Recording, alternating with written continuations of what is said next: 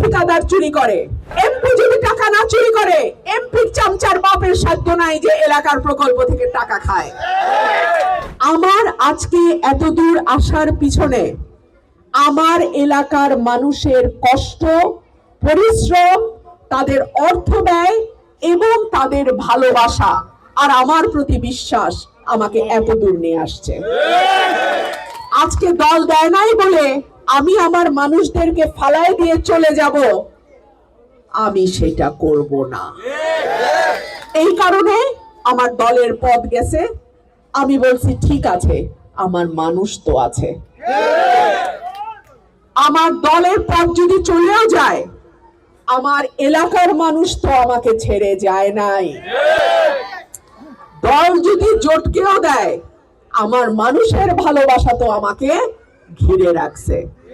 সুতরাং আপনারা যতক্ষণ পর্যন্ত আমার পাশে আছেন, পৃথিবীর কোনো শক্তি নাই ইনশাআল্লাহ আমাকে আমার লক্ষ্য থেকে দূরে সরায় দেয়। প্রকল্পের টাকা যেন দুর্নীতিতে ভেসে না যায়। এমপি যদি চুরি না করে, এলাকার উন্নয়ন হইতে বাধ্য। এমপি চুরি করলেই ঠিকাদার চুরি করে, ঠিকাদার চুরি করলেই এমপির চামচারা চুরি করে। এমপি যদি টাকা না চুরি করে, এমপির চামচার বাপের সাধ্য নাই যে এলাকার প্রকল্প থেকে টাকা খায়।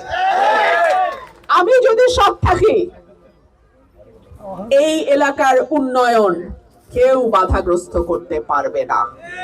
কেউ যদি বলে এই মার্কার ঠেলাই আমি পাশ করছি, তার তো আর মানুষের সাথে সরাসরি ওই দায়টা তৈরি হয় না যেটা আমার তৈরি হচ্ছে স্বতন্ত্র প্রার্থী হিসেবে।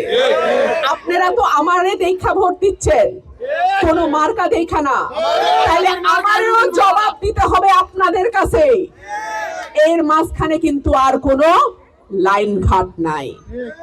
সেই কারণেই আপনাদের কাছে আমি এই নির্বাচনের 5টা বছর আপনাদের কাছে আমি চেয়ে নেই। যদি আমি পরীক্ষায় পাশ না করতে পারি, আপনারা আমাকে ভবিষ্যতে আর ভোট দিয়েন না।